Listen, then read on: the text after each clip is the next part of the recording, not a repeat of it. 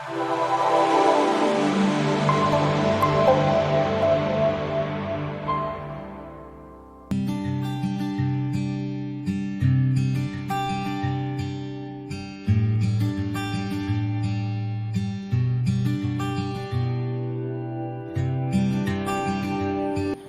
assalamualaikum warahmatullahi wabarakatuh. Bertemu lagi bersama gua, Cok.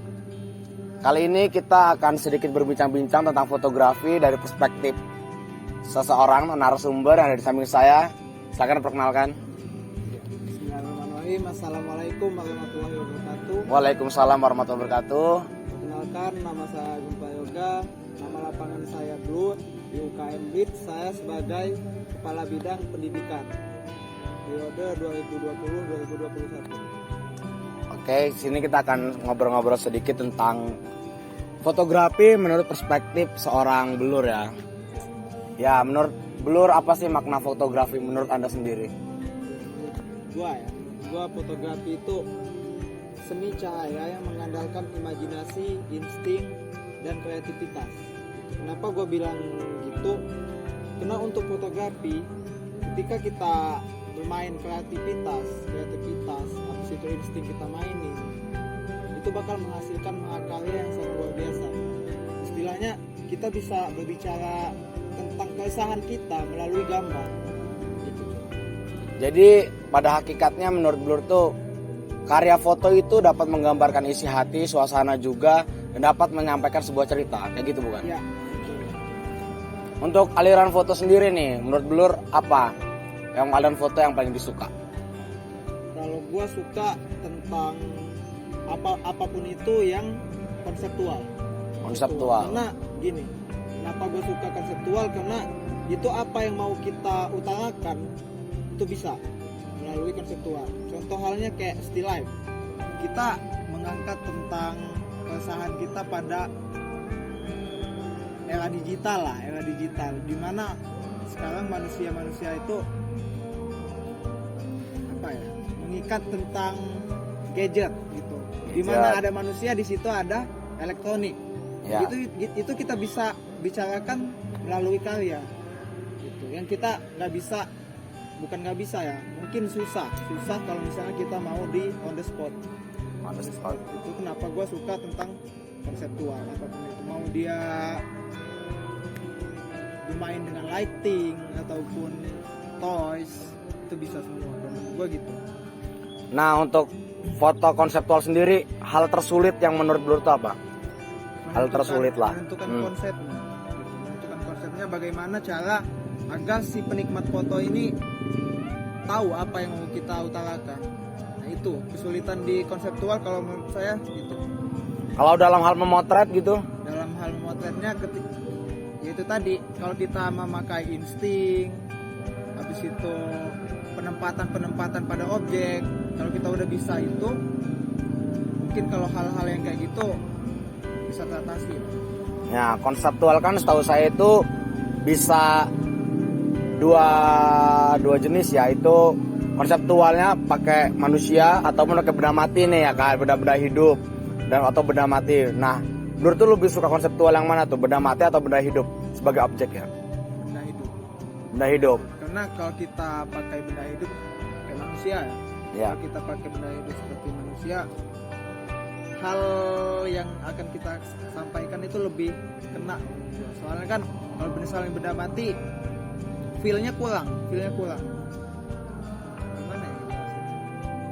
Pokoknya kalau misalnya kita pakai manusia, itu feel kemanusiaannya, biasanya kan keresahan kita tentang kemanusiaan nih. Ya. Kemanusiaan itu bakalan lebih kena. Selain foto konseptual apa lagi? Foto yang digemari blur dalam hal memotret. Kan biasanya kita punya tuh, enggak kalau misalnya kita punya kegemaran atau favorit misalnya aliran foto ini satu, biasanya ada tuh opsinya. Nah, ada nggak selain itu? Human interest. Kenapa dengan foto human interest? Kenapa nggak milih foto model? Kenapa nggak milih foto street? Kenapa harus HI gitu? Kenapa itu? Karena untuk foto HI itu menceritakan tentang kemanusiaan. Jadi untuk foto HI menurut gua itu foto yang paling berkesan di aliran. Ya. Karena dia menceritakan tentang kehidupan manusia di mana banyak aspek yang kita pelajarin tentang foto HI. Kayak contohnya foto orang tua, orang yang emang udah tua tuh, cuman dia masih gigih untuk bekerja. Ya. Itu kan nilai-nilai kemanusiaannya pasti dapat banget tuh. Kenapa itu? Kenapa gue suka foto HI ya? Di situ kesan nilai-nilai moralnya dapat. Gitu. Dibandingkan aliran-aliran yang lain kayak Still Life, habis itu Animal. Ya.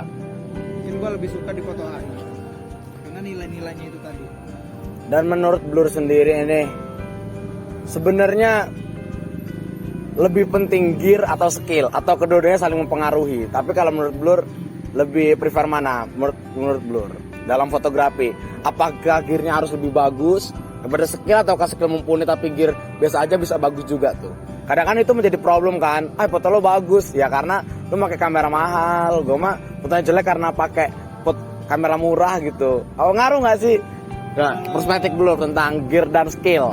Kalau Ya. dibilang ngaruh apa enggak, gear yang memadai kalau menurut gua berpengaruh. Cuman kalau untuk memilih dari skill sama gear, itu lebih ke skill kalau menurut gua.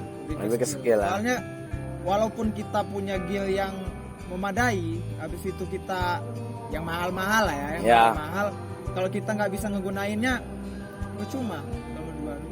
Mending gear yang biasa aja, cuman kita bisa memaksimalkan. Nah itu kenapa gue milih skill. Cuman bukan berarti gear ini nggak berpengaruh lah ya. Itu berpengaruh. Cuman kalau untuk dipilih ya itu tadi skill. Jadi pada hakikatnya karya yang bagus juga nggak terlepas dari gear yang mendukung lah ya. Ya. Gear berpengaruh. Gear berpengaruh. Oke, terus sejauh ini nih apa yang telah dicapai dalam dunia fotografi untuk Blur? Kalau yang Apakah hanya finansial? Apakah udah ada prestasi yang telah ditorehkan? Bebas, apa aja. Soalnya kita bicara tentang fotografi sangat luas, tidak hanya perihal hanya berkarya, tapi kita punya goals kan ke depannya pasti. Nah itu apa yang pernah dicapai oleh seorang Blur? Kalau yang udah pernah dicapai, alhamdulillah. Kalau untuk prestasi itu udah ada walaupun belum banyak ya. Walaupun belum banyak itu udah pernah gua mencapai prestasi. Habis itu untuk menghasilkan cuan, cuan alhamdulillah lagi. udah juga. Sama yang paling berkesan kalau menurut gua pas uji kompetensi. Uji kompetensi itu apa? Uji kompetensi itu kayak para fotografer ini gimana ya? Dia uji skill sama materi. Dia attitude, materi sama skill kita di lapangan itu diuji sama pengujinya. Dan di situ alhamdulillah gua lolos di situ. Jadi kayak gimana ya? Kita sebagai fotografer itu bisa punya kelayakan lah ya. Ya. Jadi istilahnya uji kompetensi itu pengakuan dari orang lain gitu. Jadi nggak cuman kita karena kita ngejob udah jadi fotografer gitu lah ya. Ternyata menjadi fotografer itu nggak cuman apa ya, perspektif orang mencet-mencet shutter aja gitu, mencet-mencet kamera, tapi harus ada yang dipelajari. Contohnya perihal tadi kepekaan dan bagaimana kita merasakan foto sebagai karya kita, penuang perasaan. Harus banyak yang dipelajari juga. Dan termasuk tadi itu ada ujian sertifikasi kelayakan sebagai fotografer. Jadi kalau misalnya kata penguji pas itu ya, pas itu banyak fotografer yang emang gimana ya, yang emang udah jam terbangnya udah banyak lah, udah memadai, jam terbangnya udah memadai, cuman belum tentu ketika kita diuji itu dibilang kompeten belum tentu. Soalnya pasti ada yang namanya attitude-nya kurang, walaupun skillnya bagus, cuman attitude-nya kurang kan berarti belum kompeten. Habis itu teorinya bagus tapi pas di lapangan dia belum, itu belum kompeten. Jadi untuk kompeten kita ada 3 aspek di situ. Apa tuh? 3 aspek. Yang pertama attitude. Habis itu skill di lapangan dan teori yang memadai. Nah, ada 3 aspek itu yang gua tahu untuk pengujiannya ada 3 aspek itu. Dan itu ketiganya itu harus memadai. Harus kompeten. Harus kompeten, harus layak lah ya. Dan penutupan nih, pertanyaan terakhir. Nah yang terakhir itu karya yang bagus itu kayak mana sih menurut Blur? Karya yang bagus dan baik. Karena orang kan biasanya hanya menerka-nerka aja kan. Seperti apa sih karya foto yang bagus? Terus apakah foto gue ini bagus? Jadi ada nggak sih spesifikasi khusus bahwa ini, oh ini bagus nih foto, apa gimana tuh menurut Blur? Karya yang bagus itu kayak mana? Ada itu intinya. Ya kalau menurut gua karya yang bagus itu ketika kita merasa itu bagus dan itu diakui sama orang lain. Itu karya yang bagus kalau menurut gua. Soalnya banyak orang yang bilang karya yang bagus itu kalau menurut lu udah bagus aja deh. Ya. Cuman kalau menurut gua itu belum. Belum. Menurut kita bagus dan itu harus diakui sama orang lain.